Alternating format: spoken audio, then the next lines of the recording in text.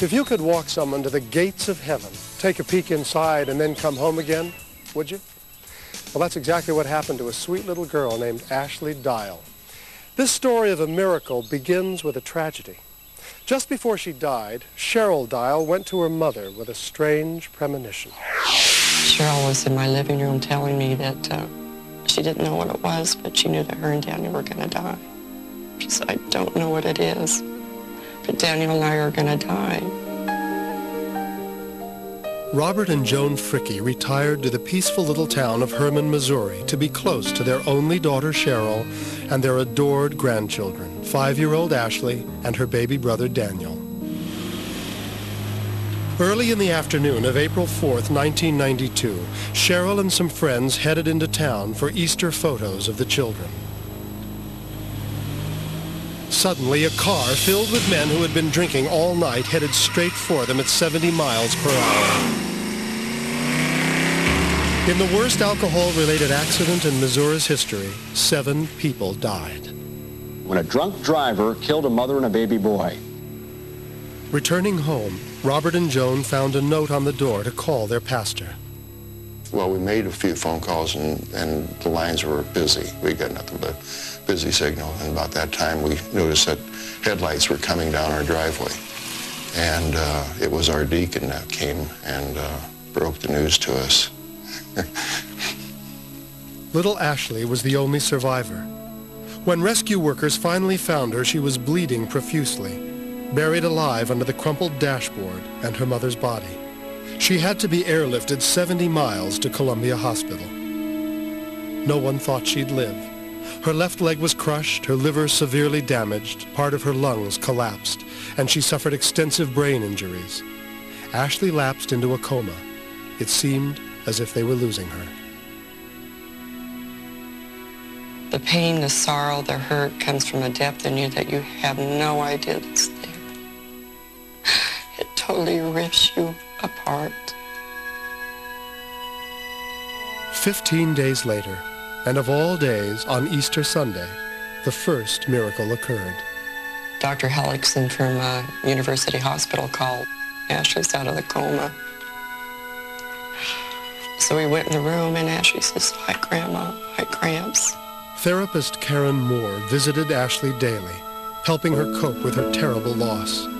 From the beginning, she knew this was a special child. Her recovery was miraculous because she could not only speak, recognize people, but she could also drink and eat, and she really was a miracle.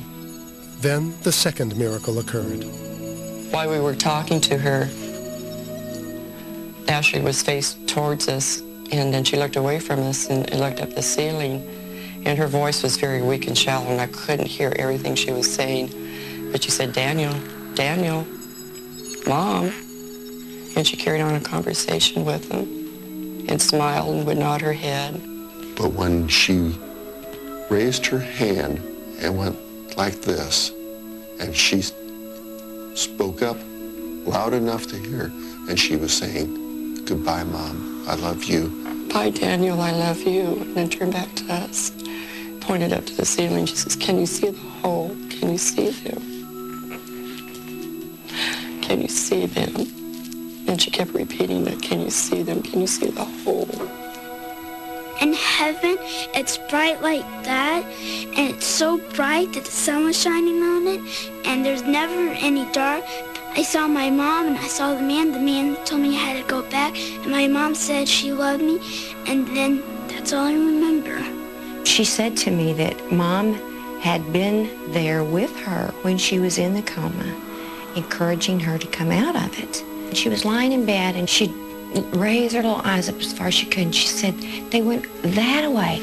They went up." And I was going with them, and they stopped and said, "You can't go. You have to stay. It's not your time." And so she said, "I'm here, and they're in heaven." She just seemed so at peace with it, like Mom had gone off to work. And she knew where she was, no big deal. So I think he just pulled back the veil and let her see a little bit of heaven to help her. After 3.5 months, Ashley was finally able to go home. Nurse Amy Power was there during the difficult physical therapy process. From a coma, we never see someone heal as fast as Ashley, appeared to. I mean, something was on her side. Someone was there to say, hey, this girl's got to be here and we're going to make it the best we can. 4 years later, the best miracle of all is Ashley herself, a healthy, happy little girl. We arranged for a reunion with her nurse, Amy. Ashley! Hi! Amy! How are you? Good. Gosh, you're growing. Look at you. To complete the reunion, therapist Karen Moore came back to visit Ashley. Look how big you've gotten. I know, she grown. I'm 8 years old. So excited to see you. Me too. You do. Her looks good. You can run like the wind, can't you? Oh, yeah. Ashley's a miracle child. She blessed me tremendously by being able to work with her.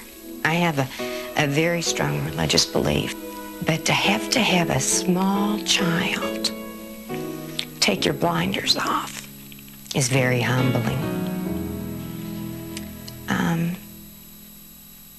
She just was so positive. Heaven's there. Yeah, but good thing I got to stay here. Or I wouldn't see my grandma or grandpa. Many times when I cry, Ashley will pat me on my back and say, Grandma, it's okay. Mom's in heaven and she's happy. She's doing fine. She gives us nothing but joy. She's our daughter.